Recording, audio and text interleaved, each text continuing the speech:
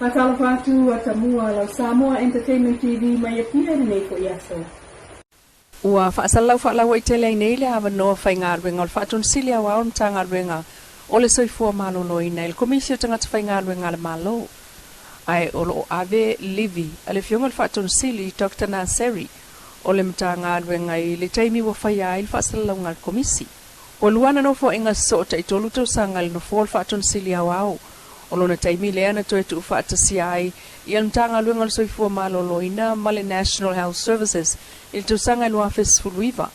A o malanga le whaatun sili i whafo le masino mati na wa ese ai le pisasi i le hard drive mai lana computer i le taimi o le lanto suesuenga le whaatua iai on whaapi o le whaata whaapito le CT scanner lea na whai lona tau fonga le lua o.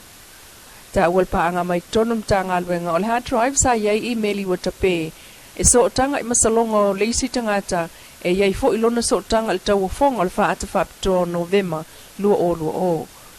O le mesa nei len whaamao nia e le fionga le minister mtanga luenga ma lasi ta fito sele o le aso lua o me e mai ai kon kala tele fionga le whaatun sili ai tele ona aso livie le i whaongaina lea ua ave ai le treminei ai o le hard drive le na ava ese o ta uel minister o vaenga umana tau suesuenga le pisasi e au iai so se me totino le malo mai utoe whafo i atu i le computer i le office o le whaatun sili au ai alo wha awawai i a tutor sui officer sili treiminei le sunga tanga loa Dr. Robert Thompson maso so o tuai Dr. Glenn Fatupaito o lo whea wai ai o ave ai livi o le whaatun sili au o le amana tua pele sao tina o le tausanga le nei lua lua e le faltua o le sunga le apostolo Vili amu mafo e le fionga la vina mafo e. Ina ua tatala aloa i ai lo la mawata no fofou i tula ele le asto na e lo no fitua me so ma le safa apto tina o Samoa. O le mawata maona te unga ese ua iai le ana sao no ai le fionga le faltua ya la vina o se me alofa na ma au ma papa au iai i Kalesia Worship Center ia tunu ui fafo ma Samoa nei. Alo fionga le faltua.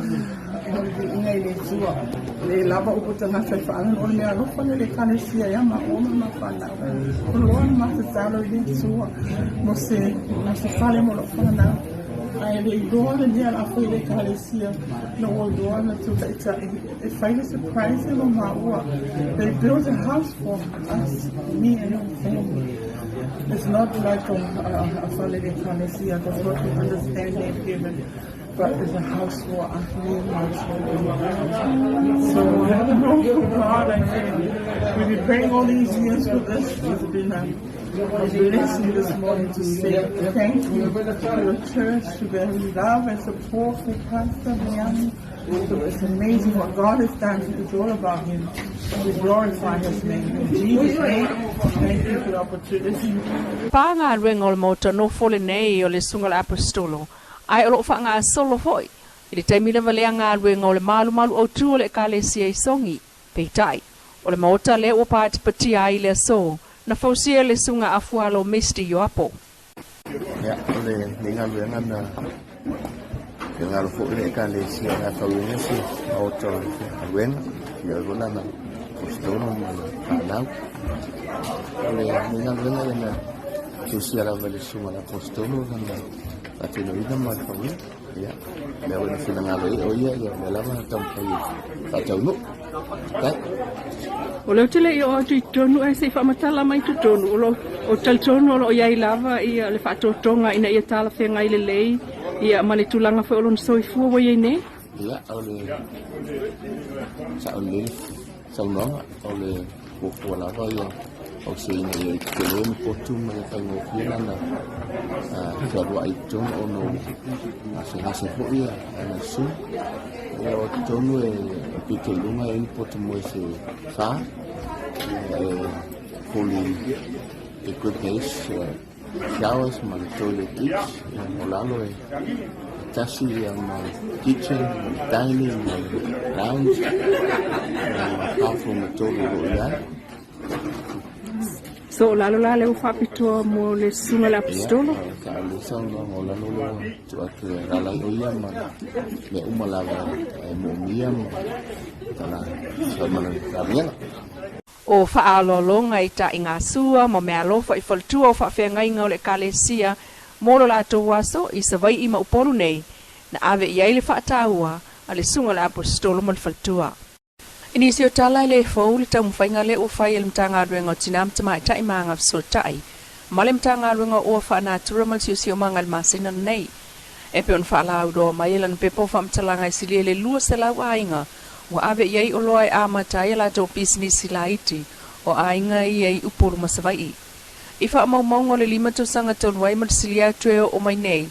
E silia le lima se lau business la iti le whanau mai le polkalame o le no fotane a le whaala poptonga le to manga moe popua ngatia. Ina ia wha o aile no fotane ma ave o se ala o aile ainga. Masau whanga atua I whai ngā tonu o ainga a ti na ai o nuu mai kale sia. Peitai. O prokalame le o whaailoa mai le mtanga luenga o tinam tamai tai, ma le mtanga luenga o whaanatura, e fua I le o ngā tasiai marso I fua nei vai taimi, I suinga o le tau ai o ati na e mwhaionga whatau li maina. E aunga fo I le ati na e ina lea, o le tamau ainga ma le whaalelea o so I fuanga o so umai sa moa. O prokalame le ale maloea o fia ile awa I o sui o ainga nei, e lua se lau le wha o onga whaapitoa mo le wha tautaia lea, o le ati na e sona tūlanga wha wau. O le isi nau polkalame na whai le asung fua so lua o melu o lua. I le maotol to o a salamase na isongi, ma tu whai o loe so soani le amtanga o le pisanisi. O le la sanga le pisanisi na amatamai lua fe sulfitu. E pe onta ua le pepo whamtalanga o le whapaanga amtanga ringa lava I e lua, sa so soani ai tusa o le afe lima se lau tangata le nā taimi. O nā so soani ni manui ai se vaenga o ainga I ngā tupe, ma si iti ai la asanga o le olanga, ai o le tali atu I suinga o le tau, mo ona fo ilu I tau. I le au whai whaatuanga, la fumanu, paia, me tau lima, ma whala inga la iti. O le aso sulfitu le masina fo wa uni le tapuni a ia wanoa e talo sangai whana wa onga, mo whaamanuianga skolosipi o le Yasaki Kisuna Foundation. O le whala poktonga tu mo oti ni whaatuine le Yasaki Corporation, mo awa noa skolosipi e se fulu, I le Universite a wawa Samoa le NUS, e pe ona sa wai tau sanga ta itasi lava, e se fulu bachelors ma le PhD e totasi. Peitai, wamana ia le Yasaki Kisuna Foundation tulanga a fio Samoa o iei wha ma il COVID, o si iti ai le lato so soani tau sanga le nei, I le au whai o tamaiti a onga lato te tongia, e a onga fua le lima se fulu tamaiti fau, lua se fulu bachelor's degree, ma le lima PhD, wha popo iei, ma le isi tasi PhD ma sani ai tau sanga, e ono ai tamaitia o ngā PhD o nei tau sanga. Ma wasili ai nei le totele o tamaitia o ngā Universite a wawa Samoa o whaatupe le Yasaki Kisuna Foundation, ala tau whaailonga PhD, peitai. E leo awa se ai fo ifso soani skolsipi, a le Samoa Gambling Authority, o le Rotary Club, o le MESC, o le PSC, MOF, maisi. Natala no ai Ms. Mushiko Hamara o le Briston le Yasaki Kisuna Foundation. O whaaptore la tof so soani li tau sanga nei, ona o le tau sanga atu le VC le Universite. Ma le wha moe le o a fiel tau mwhainga whana wa onga, ona o le wha mai COVID-19 furuiva. O tala le amno, mo tau sanga I avanoa e a onga fuai, ai tongi le Yasaki Kisuna Foundation o Japani. O lo whaawawai lava o na si e tālonga si I mea mawha le ingoa Samoa, e tālonga whaawao maloea la I pine auro silia, o lo ia au mai le tunu. Whailua mai le na pepo whaamtalanga le vanso nei, I le taunu unga, o le Oceania Senior Weightlifting Championship o le lua o lua tasi. E ui o whaalawela vea le wha mai COVID taimi o isi tālonga whaawao malo. Peitai of so ta inga whaona po nei le na mwhaie on tau vā Samoa, isa ilinga siompini o le Oceania Weightlifting Federation, ile lua aso lua fa ile lua ono se tema lua ono tasi. Na maanu malo ai au si esa moi pine au le ono e lua siliva tasi le apa mea ile vaenga li I matamai tai. O pine au le lima mai le vaenga li Nevo Yoane, John Taffy, Don Opilonge, Jack Opilonge mpete lo tasi. Al vaenga tamai tai ul pine au na maua e whenga inga Star Wars. Pine siliva o I mua sina pelenato, mayuni ara sipaya. Ma le pine apa mea lea na maua e avatu o pelonge. Tulanga maua lunga le ausi e Samoa le whai unga o ta lunga o ta uailunga. E le tau ma te fo I se tau unga maua lunga o ta lunga lai til Pacific kai Saipan.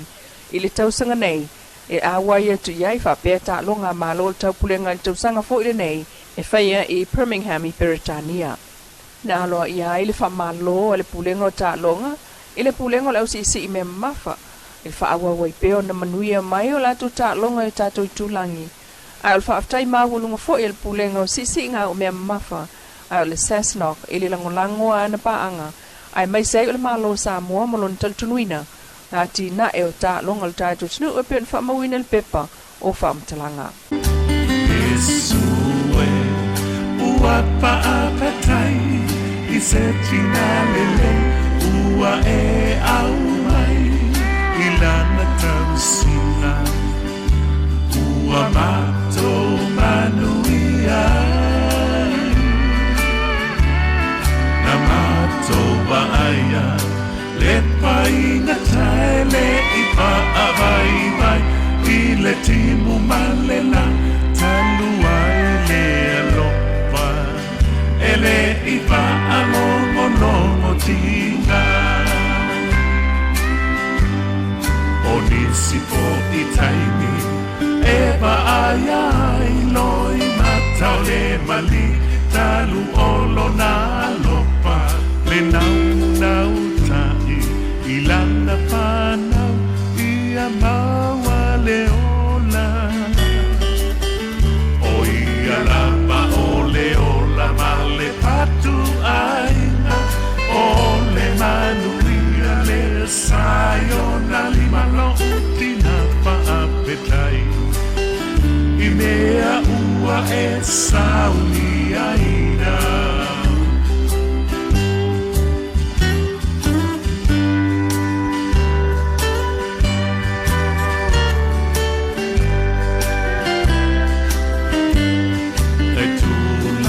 Poele I malama eta oto ane ileta pa oata panalo walopa ualema paiona pa amatala o sentina lele e sili penina ole o maleta mao ai ma e au ilau atina pe ole upa asamo Esue wapa apetai isentina lele ua e au mai ilana tansinga ua mato manuia Toba aya le paina taele ipa avaiba ile timu malela taluai le alopa ele ipa ano tinga Samoa Entertainment TV mai pia mana ta mo fa ungol nei mai aso fa popo ngai le vai so fo le lo fo le tua a fa so foia